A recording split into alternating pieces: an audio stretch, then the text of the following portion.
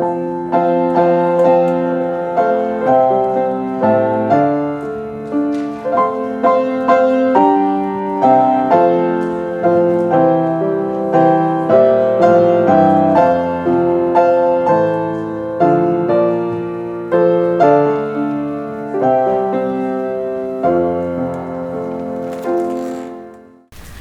our story for this morning is a Burmese folktale, and we're calling it here, Birds Learn About Friendship. This is a retelling of this story, so there are many versions, but this is the one we're going to go with this morning. So there are 1,062 different kinds of birds that make their homes in the jungles, wetlands, and along the coast of Burma. And once upon a time, those 1,062 kinds of birds did not get along. They were always making a terrible ruckus.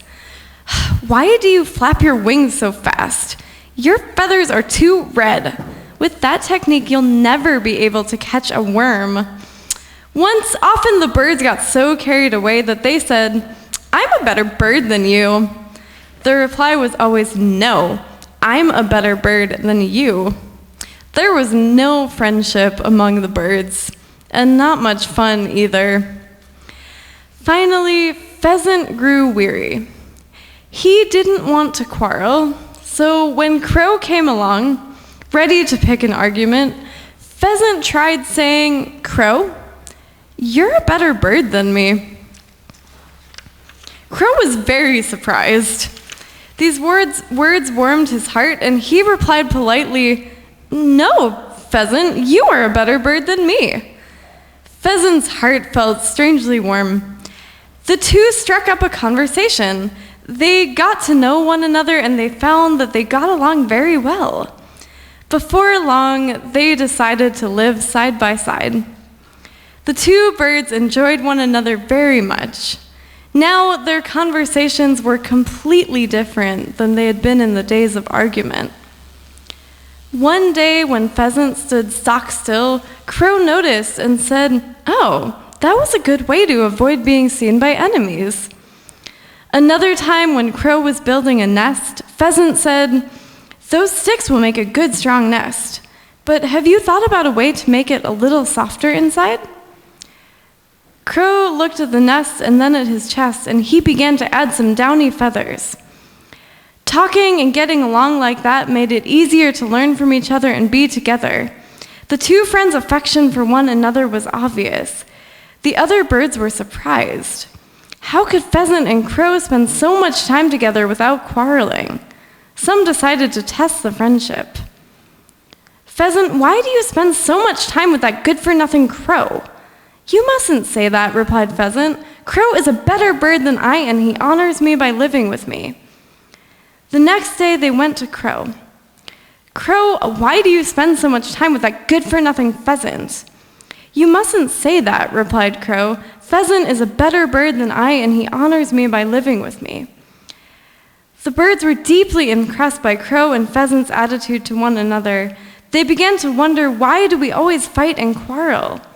They watched how Crow and Pheasant treated one another and soon learned that it wasn't so difficult to be kind. They also learned that when they practiced compassion in the matter of Crow and Pheasant, life was far more enjoyable. And this is how friendship and respect developed among the birds. Many religions in the ancient world had tales of a Messiah, one who would come to rescue the people from peril, or one who would bring peace to enjoy to the people.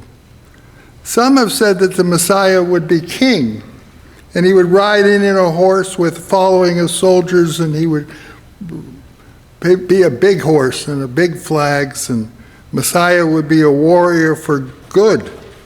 Others thought the Messiah would be an outcast, a hermit, a prophet wearing simple clothing, showing up corrupt establishment with simplicity, giving cheap baptisms, also known as ritual cleansing in a river. The Messiah would be a bum. Hebrews, Zoroastrians, Jews, Christians, Muslims tell stories of Messiah. Messiah means one who is appointed, anointed in the Semitic languages, Syriac, Hebrew, Aramaic, and Arabic. Literally, one had oil put on their forehead. But the idea of Messiah as having oil put on their forehead was because they were being set aside. It's an interesting little trivia point that every king and every queen of England going back before we could remember, before King Arthur had oil put on his forehead, was anointed. What we now do in the United States is we have an oath of office for the president and other officers of the government.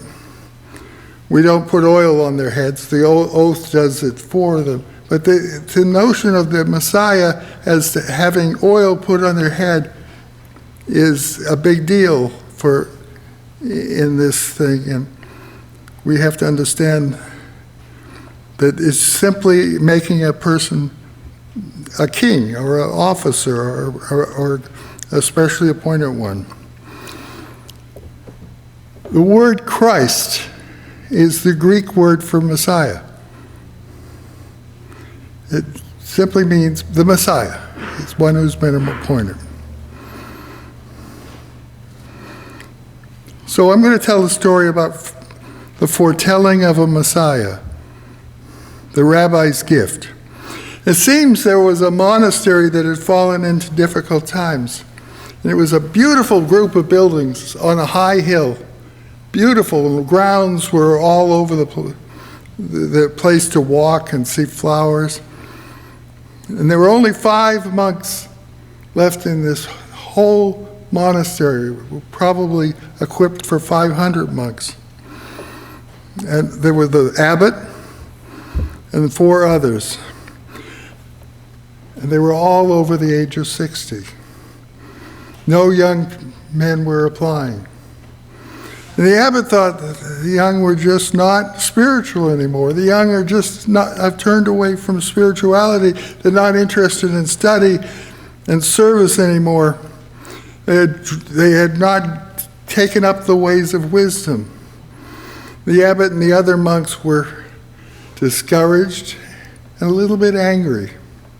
And sometimes they were cross with each other, and sometimes they were cross with themselves, seeing each other's shortcomings and not appreciating each other's strengths.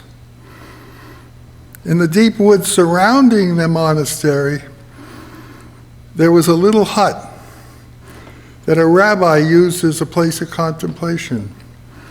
There was a synagogue in the town down at the bottom of the hill, and the rabbi, in order to have a little study time, had to build a little hut in the woods, so he did.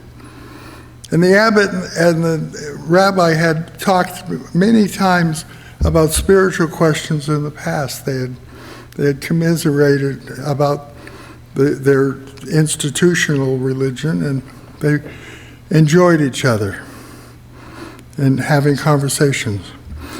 And so one day the abbot announced that he was going to visit the rabbi and ask him about if he had any advice on the decline of the monastery. So the next time the rabbi came into the woods, and if by some chance the rabbi could offer some advice that might save the monastery, might be good news they were looking for, a way out of their dilemma. The monks began praying for the hoped gift of the rabbi. They said, "Oh, maybe the rabbi has an answer." After a few days, a child from the village came to the gate and said, "The rabbi is coming up the trail." And the abbot set out to meet the rabbi, and they joined each other on the road, and they agreed for a long, deep conversation together that afternoon. The two old men read the scriptures and poems together, and they commiserated about the state of the world, about the lechery of the nobility, about the foolishness of the hierarchy, about the poverty of the countryside. Oh, woe, it's terrible. Dear friend, can you give me a piece of advice about my dying order? Asked the abbot. No, said the rabbi, I'm sorry. I have no advice to give. No advice. And the rabbi told the abbot of his own community, of the synagogue, and how many problems they had paying the bills, getting people to come. So few cultivated virtue and wisdom, he lamented. And as the abbot was leaving, the rabbi said quietly, but with deep conviction, the Messiah is one of you. The Messiah is one of you. The abbot returned to the monastery. He was asked, well, what did the rabbi say? And the abbot responded, he didn't have any practical advice at all. The only thing he said was a puzzle to me. I don't understand. As I was leaving, he whispered something quite mysterious. He said, the Messiah was one of us. I have no idea what he meant. In the days and weeks that followed, the monks pondered the rabbi's mysterious words. The rabbi is one of us. The rabbi is one of us. Whether there was any significance to the rabbi's words or they're just a mystery. The Messiah is one of us. If so, said one, he probably meant the abbot, the leader of the monastery for 2 decades. The abbot is so devoted, so caring for the monks under his charge. He's so caring. And on the other hand, there's Brother George, who's really a shining lover of people, a person of wisdom and light. He could be the one. The monks thought George was a model of the spiritual life, powerful, prayerful, and centered. And certainly he could not have meant Thomas. Brother Thomas, he gets argumentative at times. He gets snappy. He has such a quick temper. But come to think of it, Thomas is always right. Well, he almost assuredly doesn't mean Brother Jacob.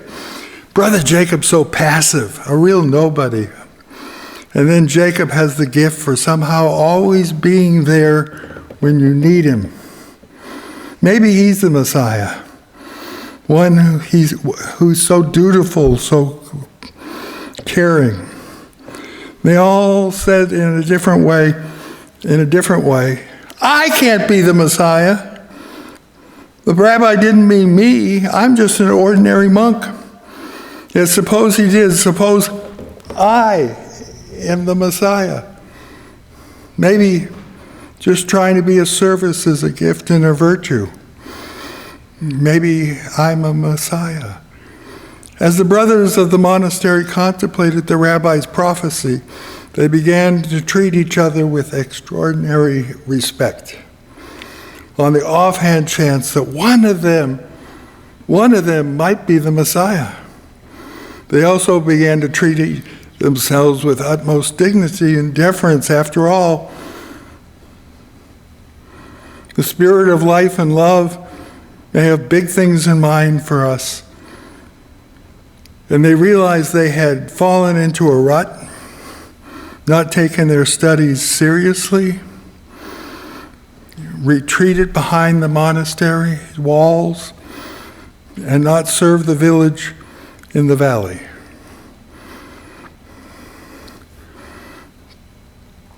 The creation around them had given them so many gifts. They had not appreciated them. They had not smelled the wonderful air. Listened to the bubbling brook. Marveled at the deer in the woods. enjoyed the wonderful sunsets. They had not seen all these beautiful things around them. They realized they had not thanked Jacob the gardener for the wonderful vegetables and spice he brings to the kitchen, and Thomas the cook for rendering those gifts into soups that sustain them. They realized that they had not blessed each other. And at one step at a time, they took steps and lived into their spiritual selves, and they welcomed the spirit of love in their hearts. Villagers had always visited the monastery from time to time to have a picnic, just walk the trails, look at all the beauty. But now they sensed a spiritual strength coming from the monastery, the wisdom that permeated the place, and it was compelling. And they came back again and again, and they began to bring their friends. Farmers who had been too busy to visit the monastery came up the hill, which they hadn't ventured to visit since they were children. And after a few months, some of the young people who came to visit the monastery started to talk with the old monks. After a while, one asked if he could join the monastery, and then another, and before long, they opened a school, they organized a choral group, and even a drum circle.